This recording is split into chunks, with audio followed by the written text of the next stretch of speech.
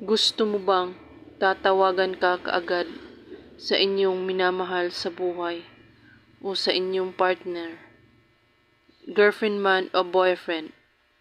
Gawin ito, napakasimple lamang itong gawin at napaka-epektibo.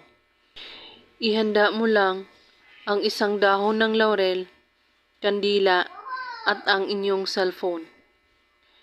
Isulat mo sa dahon ng laurel ang pangalan niya ng 3 beses at ang kanyang kapanganakan. At pagkatapos ay hawakan mo ang dahon ng laurel at iisipin mo siyang mabuti at siya lang ang tumatatak sa iyong isipan.